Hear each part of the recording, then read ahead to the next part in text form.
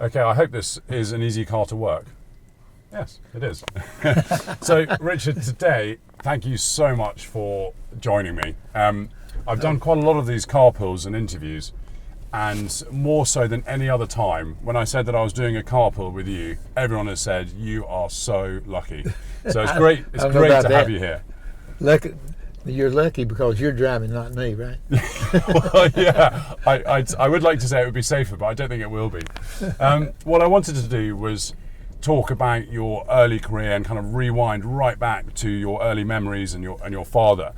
And am I right in thinking that your father, Lead, said to you once, there's no second place, you either win or you lose?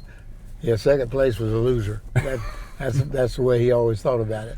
But I was born into a racing family. My dad started racing, cup racing in 1949. That's when I ran the very first cup race, and we've been racing ever since. So, I worked on the cars and took them to the racetrack, pit them, and then when I got to be 21, he let me start driving. And so, everything went from there. NASCAR wasn't near as big, wasn't that big a deal. We used to run, 48 or 50 races a year and had maybe one race car. So if you tore it up, you didn't get to run the next race. So, you learn to try to make money with the deal. My dad's deal was, it's a living for a family. Instead of being a farmer, working at the mill or whatever, he wanted to be a race car driver. So yeah. He was able to raise a family just out of racing money. That was before they had sponsorships or any of that kind of stuff. So, I've been there since it started and seen everything all develop. So it's just been a different world, like we was talking about a while ago. Yeah. So technical now, where we had the garage behind the house, and we worked everything out of that.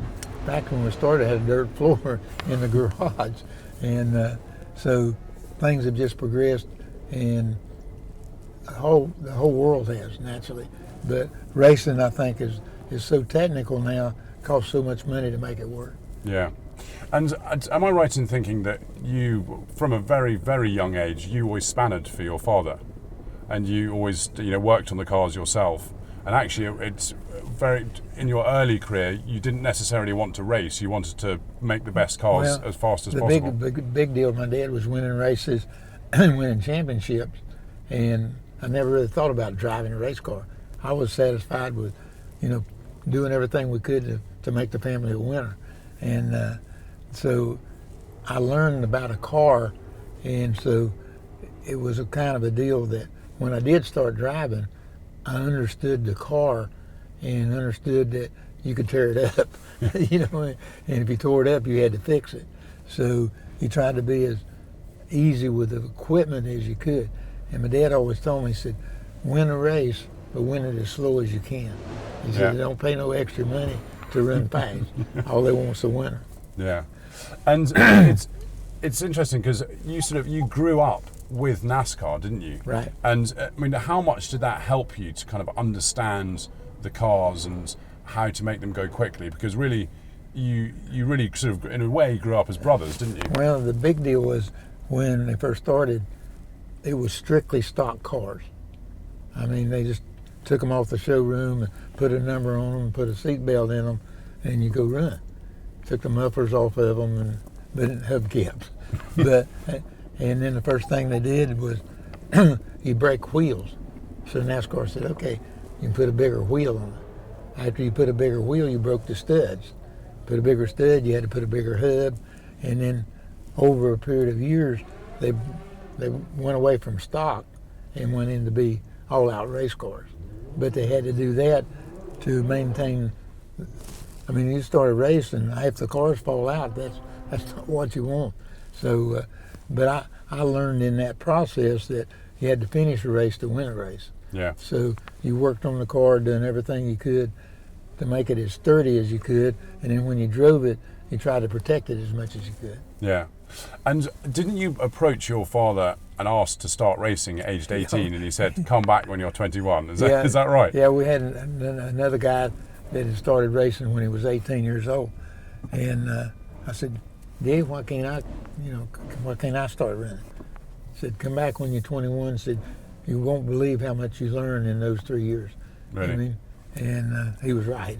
Okay. Do you think your career would have been any different had you started? You look at the young kids now, aged 8 karting. Would your career have been any different? Do you think? Well, society is so much different now. Okay, I got grandkids that starting in go-karts when they're 5 or 6 years old. Yeah. And the guys that's in NASCAR now, that's leading the pack with the Jimmy Johnsons and the guys that's the winners now. They started when they was 5 or 6 years old, and they run go-karts, and then they run motorcycles, and they run legend cars, and then they move up to Saturday night stuff. I started at the top. I started in cup racing because that's the kind of cars we had. We didn't have to go out and start something new. So my dad would run a car one week, and we'd work on it, and I'd run it the next week, or whatever. And so we were very limited situation, and you just made the best out of it. Yeah.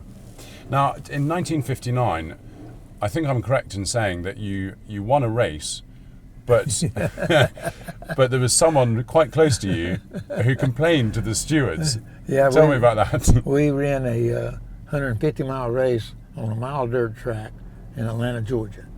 And when the race was over, they flagged me the winner. And, they didn't have technology to keep up with really what was going on, so we thought we won the race. Okay. It was your first win as well. So first win, so we stopped at the start finish line, jump out of the car, and everybody's all excited. And they come up and say, somebody's protested. And they said, what do you mean protested? Yeah, somebody thinks that you ran second and they won the race. Looked around, there was dead. Okay. But you got to figure this was 1959. And in 56 and 57, the factories were involved. So there was a lot of race cars. In 59, then there was very few 59 cars on the racetrack. So they were paying $500 bonus for a 59 car to win. I was in a 57 car. At least that was the excuse my dad said. We made $500 more if I win. Did you see any of the $500? No. But back then, though, it was kind of a deal. Every penny that you got went to the race car. Yeah. I mean, you had to buy groceries now and then, but other than that, you just took what was in front of you and made it work. Yeah. Do you think if your dad, Lee, hadn't been into racing as successful as he was, that you would have gone into racing? So we're just... when are you supposed to be running up all day? We're just going up at the end of the batch. That's the answer. Okay. I'll need it. Okay, right. thank you. Yeah. Do you think you would have gone into racing? Well, you don't know. My environment was racing. If my dad had been a farmer, I might have probably been a farmer. If he'd been in a grocery business, I might have been, I don't know. I just know that the good Lord put me with my dad at a certain time with a lot of good people around us, and racing was the only thing I ever even thought about doing because that was my environment. Yeah. But you didn't start racing till you were 21, but you were driving aged 5. And apparently the police maybe turned a blind eye because they came to your shop to get all their engines done. Is that? Well, we was right in the middle of white liquor. In other words, illegal liquor. Guys running up and down the road, moonshining and all that stuff. And so my dad had built moonshine cars for the guys to race up and down the road with a load of liquor in their car. And then the police needed to catch them, so they'd come and we work on their cars. They didn't work on them quite as good as they did. Of course they didn't. The liquor guys paid better money than the law enforcement. That's brilliant. No, so today we very kindly lent this Jaguar I-Pace, and I was very keen to get a lovely pale blue Richard Petty colour, but I got close to it, but not quite, I'm afraid. I was reading that your really iconic pale blue colours came from by chance. Again, necessity. Okay, we built a new car or redone one anyway, and I don't know, it was 2 or 3 o'clock at night, getting ready to paint the car to go to the race. Well, we didn't have enough at that time, most of our cars were white. We got checking around. We didn't have enough white paint to paint one. Didn't have time to tape it off and make a two-tone deal. So I had a little bit of white and a little bit of blue. We just poured it all together, painted the thing. At least it had paint on it. And once we got it painted, said, man, that's not a bad color. You know? And I remembered what our mixture was. So after that, we went to town and told the guy what we wanted to do, and he started mixing it up, and we just called it Petty Blue. Yeah, brilliant. Which is now, is it trademarked now? Yeah, it's trademarked. Yes. Brilliant. Yeah. So you raced through so many eras, and you obviously involved before you started racing, working in your dad's cars, and then obviously as a team owner and running cars now. Do you have a particular era that you look back to and think really fondly of? Is there sort of highlights, or is it? No, not really, because it took everything to make it come out at the end. You know, you look back and you say, man, I wish that I'd done this, or I wish that I'd done that, I wish that I'd won that race. But then that would have changed the whole future. So you have to say, okay, that's the way it was. You don't look back and say, well, if we'd have done this, we'd have been in a different situation. We'd have been in a different situation the rest of our life. You mean it? So you say, okay, you take what you got, do the best with it. So the deal with me was always trying to look at being 51% of everything you've done, and you know you was on the right side. Yeah. If you got down to 49%, you just worked harder. I mean, you know, you wanted a better percentage, but if you looked at life as it goes along, as long as you was on the top side of the 50%, you's better off. Yeah, that's very true. It's very true. So one thing I'd love to talk about, for those that are watching, we are planning on going up the Festival of Speed hill climb at the end of this batch. It may look as though we're sort of sat in a woodland area, very oddly, but that is our aim, which we will be doing in kind of 10-15 minutes. I want to talk about 61 Daytona. It was a race that you'd go on to win 7 times, but the 61 race, it didn't go well at all for yourself, but also most notably for your father. Yeah, really, my dad won the very first race in '59 at the new speedway at Daytona, and he'll come back in '61, and I had a car and he had a car, and I got in a wreck the first. They had 2 100-mile races for qualifying races, and we run maybe half the race or something, and somebody blowed up or something. Anyhow, I went and hit whatever it was, went over the fence and went out of the racetrack. And so in the meantime, then that race was over with. That was the first race. The second race, my dad was in the second race. And so they had me in the hospital because I had glass in my eye, and they was picking all the glass out. Just as I come out of the infirmary, my dad and another guy got hooked up, and they went over the third and fourth turn, and just completely totaled the car and all that stuff, and put him in the hospital. It ended his racing career. Yeah. I think he ran 2 or 3 races after that, but he got out one day and said, "This ain't no fun no more. Yeah. So you do all the driving." Because he was in hospital for 4 months. For 4 months. Yeah, but from then you and your brother kind of took over the shop. Well, the deal was that I was like 23, maybe something like that, and my brother was 21, and my dad had always run the show, and we'd done what he said do to the car. Yeah. And all of a sudden, the family fortunes fell back on 2 rookies, you know what I mean? And I was trying to drive, trying to build the cars. My brother was building all the engines, and 61 was really a bad year because we just couldn't get it all back together. I know when my dad was in the hospital, and so we go over and see him on Monday morning, and we're getting ready to go back home, and he come get over there, and he's whispering a little bit. Says, "Okay, y'all go back home, go to Greensboro, buy a new car, get it ready, and start racing again." Okay, well, my mother had always kept all the books, and I mean we knew nothing. We was just took out of the woods and said, "Go run the show." Never run the money part, never the engineering or any of that kind of stuff. All of a sudden, it was thrown on a couple of kids, and '61 was a learning year. Yeah. We learned. By '62, we had it all back together, and we started winning races, and went from there. So it was one of the deals where you learn by necessity, and you learn quicker that way. Yeah. And because I think, am I right in thinking you did a bookkeeping course aged 18 or something, and really that was the only preparation you had to take over the company? Yeah, really, what happened?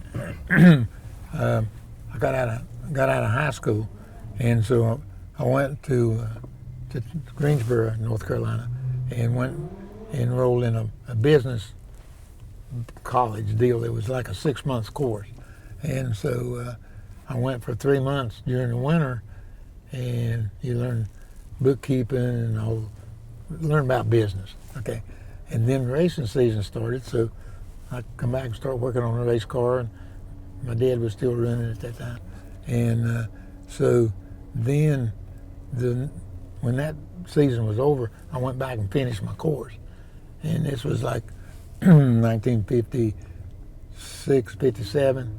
So when it was throwed on us as far as keeping up with the books and keeping up with trying to be organized, then we did have a little bit of background to make it work. Yeah. And was there ever an aim when you were that age, age 23, what was your aim? Was it to match your dad's number of titles? Was it just to race? No, I don't even know if I had ambition. Right. I mean, it's amazing to hear from someone. No, it was in front of you, and my philosophy is try to do better today than you did yesterday. And so no matter what you've done, you try to challenge yourself to do that. I never challenged myself to win so many races or championships or any of that kind of. I never set a goal for myself, because I looked at it this way. If I set a goal and I get to it, that means I didn't set it high enough. Yeah. If I set a goal and don't get to it, I'm always going to be disappointed. So I just. It's a very interesting way of philosophy of Richard Petty. Okay? Right. And in '64 was your first title, first of amazing 7 titles. How did it feel to win that title? Can you remember kind of what it was like? It was basically a relief, because we'd run second and third in a couple of championship years before that and won a bunch of races.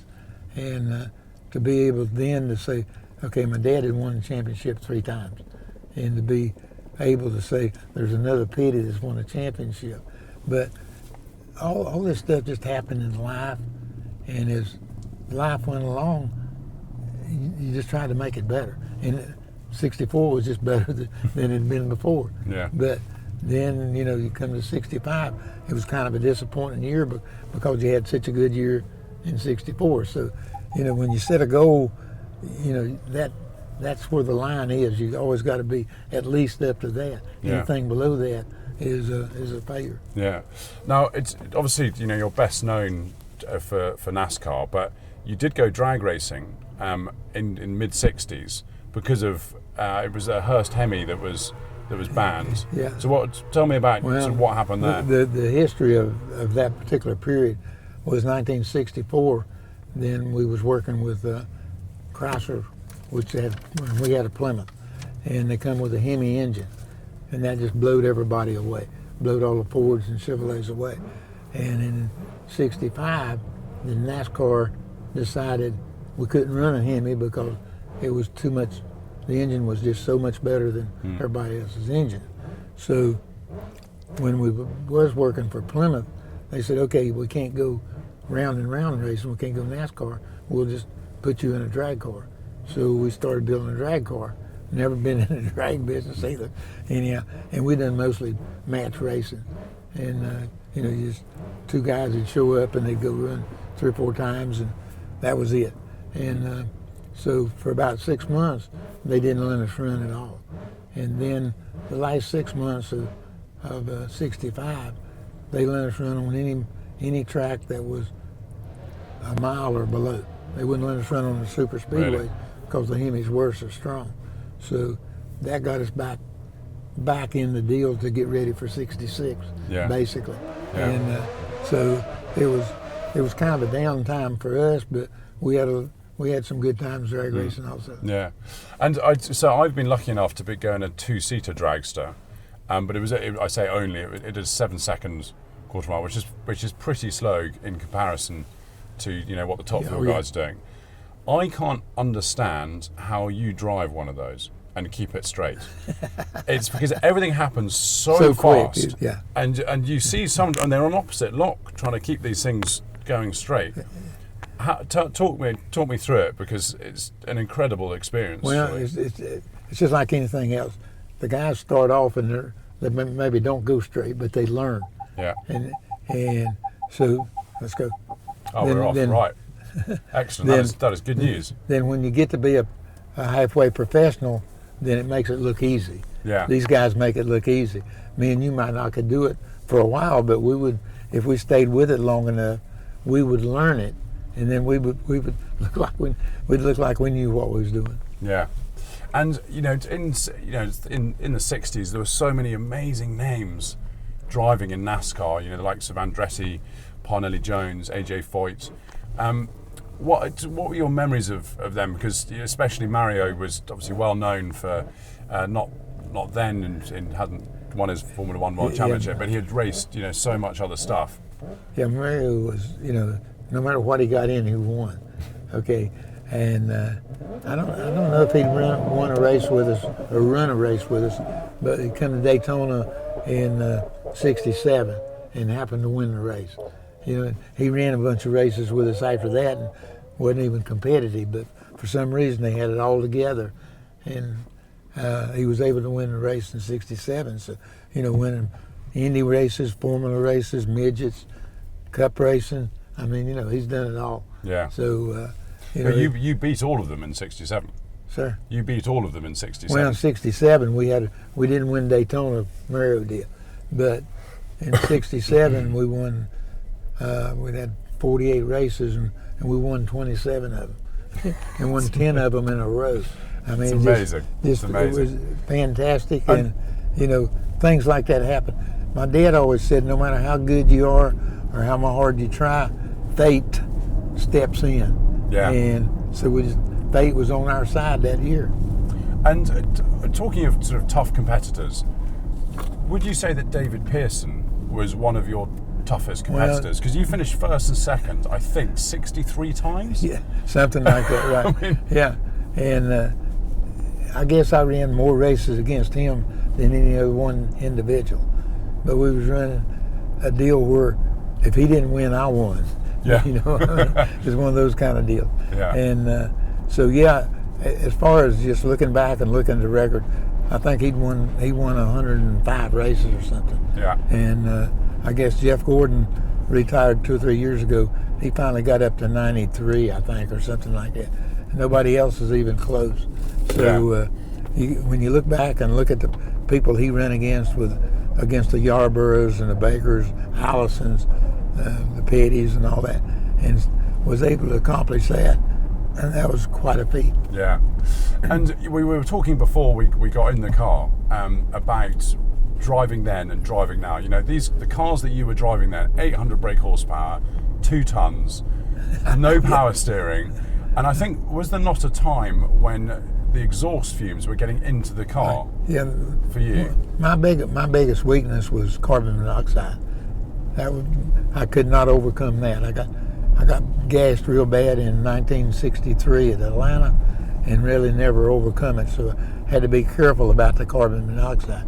Now they got breathers and stuff, and they keep it as much of it as they can away from the drivers. Yeah. Plus they get everything's more efficient, so you don't have the carbon monoxide inside the car like we used to have. Do you think that NASCAR has changed for the worse or the better? Because when you think about the kind of how serious, they're athletes now, but it was a very different type of athlete, wasn't it?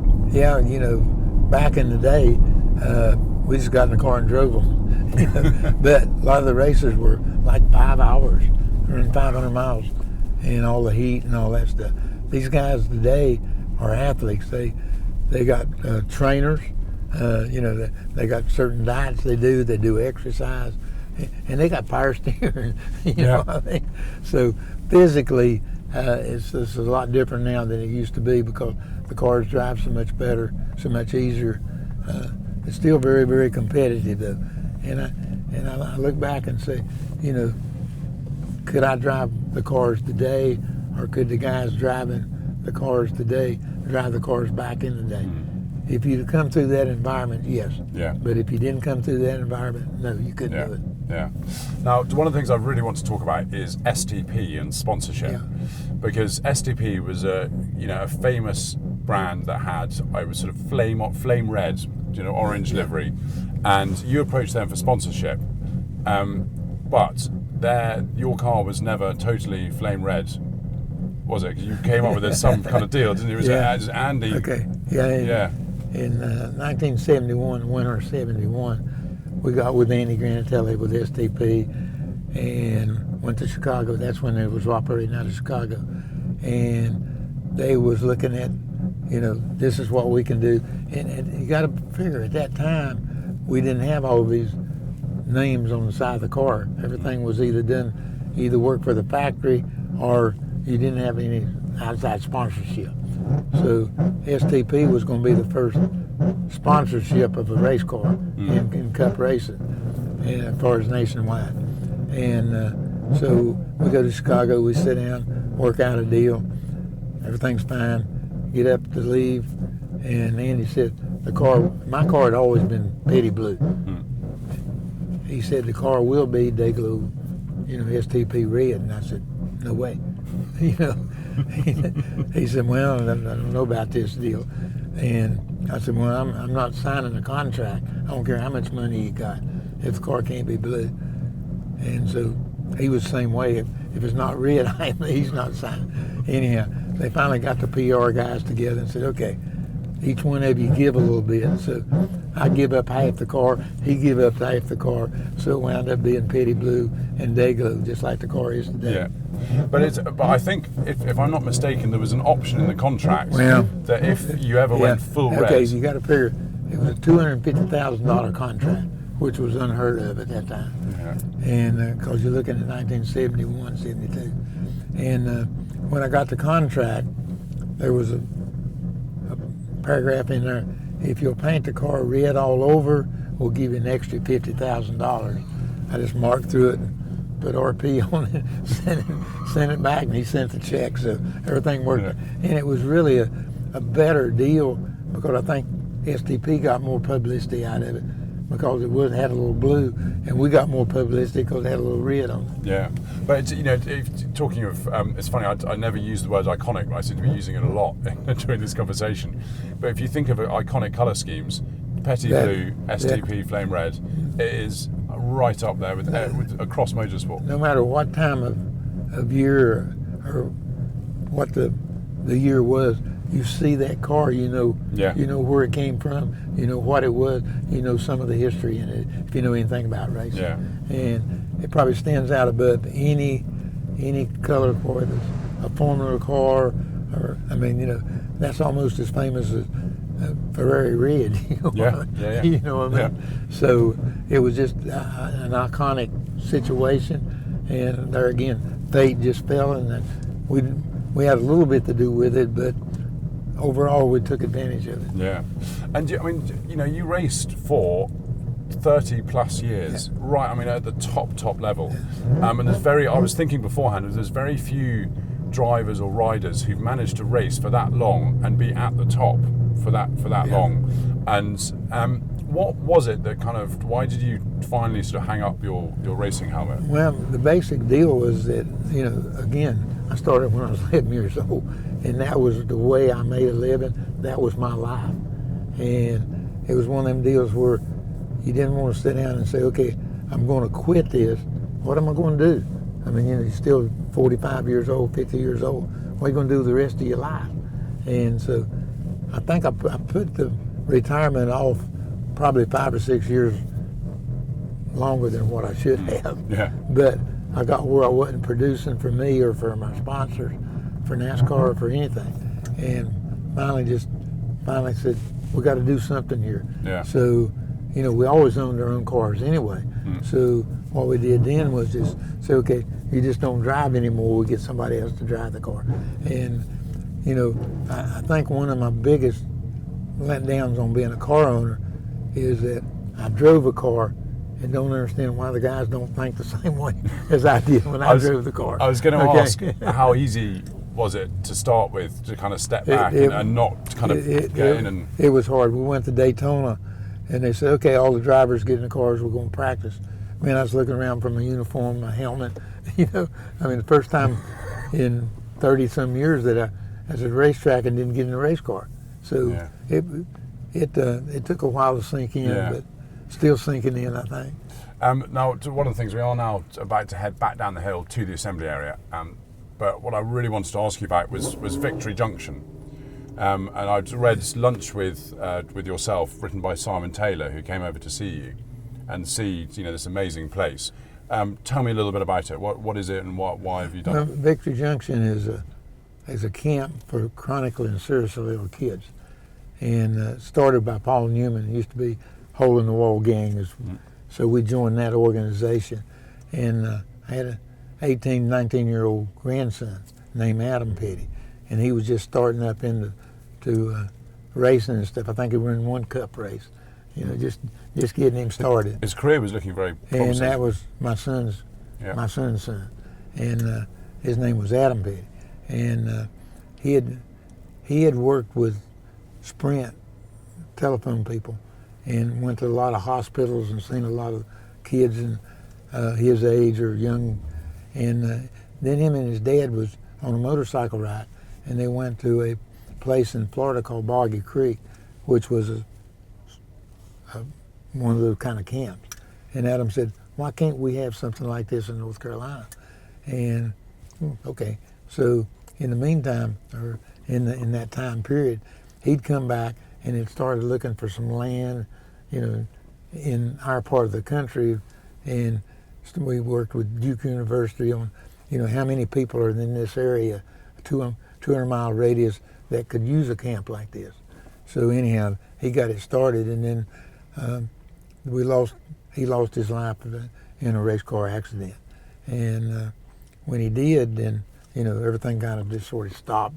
And but once we got the family together, said, why can't we do something like this for a memorial for our grandson, for Adam? So we had some property over there, so give him about 100 acres of land. We just started building it. Didn't have anybody to help us or nothing. We said, we're going to do this. And so once we got started, then the drivers got involved, sponsors got involved, NASCAR fans got involved. So we was able to go ahead and build the thing, and it sort of feel the dream deals. You build it will come, and we was able to open up. I think it's 15 years that we've been in business, and we've seen like 30,000 kids that couldn't go to a regular camp. They were too afflicted to go to a church camp or a YMCA camp. Yeah. So it's been really, really, really a big deal for Kyle, my son, because he lost his son, and for me because of a grandson. So, and we've been really fortunate. I had 4 kids, 13 grandkids, 8 great grandkids, and all of them are perfectly healthy. Yeah. So you say, okay, you know, this is the way the good Lord's treated you. Can you help? And so we feel very obligated, you know, to try to make the payment back. So it's been really, really good, and it's still growing. We've had people from all 50 states and 3 or 4 foreign countries to come spend a week with us. So it's really, really great. And am I right in thinking that Adam actually borrowed the money to build the centre and was going to pay it back with his winnings? Is that right? Yeah. That's what he went to the bank. Here, a 19-year-old kid owns nothing. Okay, he goes and says, you know, I want to borrow X amount of dollars. And the guy looks at him, you know, and he says, you know, if you let me borrow the money, every time I win any money, you get all the money. You know, it'll go back. And I don't think he ever got it done, but he had guts enough to go ask for it. Amazing, absolutely amazing. You know, so in our family deal, he was so determined to get something going that we just automatically was going to make it work. Yeah, and it's got a it's obviously got a motor racing theme to the camp, hasn't it? Oh yes. So tell me a little bit about sort of some of the. Well, we've got a big building up there that looks like a race car, and we've got a racetrack, like a quarter-mile track, and the whole camp is built around the track. So everything is race oriented. We've got 16 cabins, and the speedways have bought the cabin. I mean, we've got a Daytona cabin, we've got a Talladega, a Martinsville, or New Hampshire. So like I say, everybody got involved once we got it started. Yeah. So again, the kids come there. A lot of them don't even know nothing about racing, but we try to teach them a little bit. We got a place up there we call Adam's Shop, and it shows race cars, and so we try to give them a little bit of learning process of why the camp is there, and who started and the whole deal. Amazing. Do you, when you look back at your career and what you've achieved in your life, what are you most satisfied about? Probably just being surviving. I mean, if you look at some of the circumstances we've been in, some of the wrecks, you always felt like that some of the wrecks were really, really bad looking. And I feel like my angel took me out, wrecked the car, then put me back in the car. You know what I mean? One of those kind of deals. And so it's been a fascinating career when you really look at the whole deal. I don't look at it that way. It's just my life, and Yeah. I just take it as it comes and do the best with it that I can with it.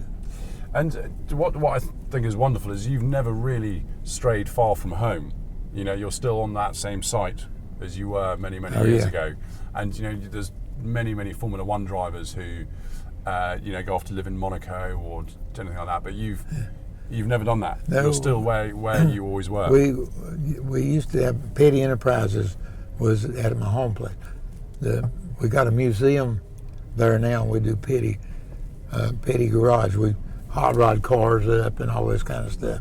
Yeah. And the house that I was born in is still there. We've got our own museum. We got the original floor of the garage of 1949.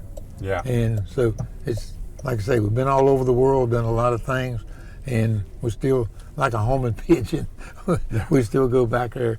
And my dad said, never outgrow your roots. So I guess I'm still doing that. Yeah. Richard, thank you so much. Thank you, It's man. been We an appreciate absolute that. pleasure. Yes, sir. You done good. You didn't run over nobody. That was the aim. I think I did okay. Thank you so much. It's Yes, been an sir. absolute pleasure, and have a wonderful weekend. We'll do that. Thank you again. Okay.